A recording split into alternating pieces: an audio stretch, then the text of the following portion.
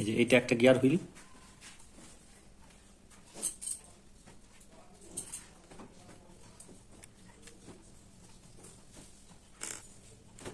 এই গিয়ার হুইলগুলোর বিভিন্ন ডায়ামিটার অনুযায়ী, ডায়ামিটার রেশিও অনুযায়ী ঘন্টা, মিনিট, সেকেন্ড এগুলো হয়। আর একটা ম্যাগনেট আছে,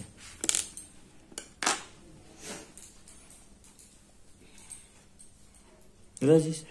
ম্যাগনেট লাগানো আছে, তামার তারের একটা কয়েল, আর এই ভিতর দিয়ে একটা দেখ প্লেট বেরিয়ে আসছে, আর এই পাশ দিয়ে একটা প্লেট বেরিয়ে আসছে। তাহলে এটা একটা মেরু হবে, এটা আরেকটা মেরু হবে। আর এর মাঝে কি হচ্ছে, এই ম্যাগনেটটা দেওয়া আছে। এই ম্যাগনেটটা কিভাবে দেওয়া ছিল, এইভাবে দেওয়া ছিল। তাহলে এখান থেকে যখনই ইম্পালস আসবে তখনই এই মোটরটা এইভাবে ঘুরবে, ইলেকট্রোম্যাগনেটিক রোটারটা এইভাবে ঘুরবে। বোঝা গেল? এর মধ্যে আছে কোয়ার্জ। এই কোয়ার্জ হচ্ছে পিজো ইলেকট্রিক প্রপার্টিজ আছে। পিজো মানে হচ্ছে প্রেসার, ঠিক আছে? আর ইলেকট্রিক মানে তো ইলেকট্রিক জানিস। তার মানে এই ক্রিস্টালটার একটা প্রপার্টি হচ্ছে যে এটাকে যদি প্রেসার দেওয়া হয় তাহলে এর মধ্যে ভোল্টেজ তৈরি হয়। উল্টো দিকে যদি এর মধ্যে ভোল্টেজ দেওয়া হয় তাহলে এর সাইজটা বাড়া কমা করে। এবং এই ব্যাটারি দিয়ে, এখানে যে ব্যাটারিটা আমরা লাগাচ্ছি না, এই ব্যাটারির সাহায্যে যখন এখানে ভোল্টেজ পাঠানো হচ্ছে তখন এর তোর সাইজটা কমা বাড়া করছে, এবং এই পিজোইলেকট্রিক মেটেরিয়ালটা এর ভিতরে যেটা আছে সেটা ভাইব্রেট করছে, কাঁপছে। কত? মানে সেকেন্ডে 32,768 বার। এইবার সেইখান থেকে, এবার এটা তো একটা ইন্টিগ্রেটেড সার্কিট, এখানে তো একটা সার্কিট আছে। এই যে এই সার্কিটের যে ব্রেন, সেই ব্রেন কি করছে, ও সেটাকে কনভার্ট করে দিচ্ছে সেকেন্ডে একবার। তাহলে একটা পালস জেনারেট হলো, সেকেন্ডে একটা পালস। এবার এখানে একটা ইলেকট্রোম্যাগনেট বানানো হয়েছে, টাকা।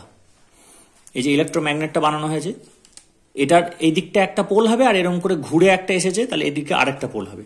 তার মাঝে এই যে জিনিসটা তৈরি হয়েছে, এটা একটা ম্যাগনেট রাখা আছে। এই ম্যাগনেটটা যখন এইভাবে এখানে পরিয়ে দেবো,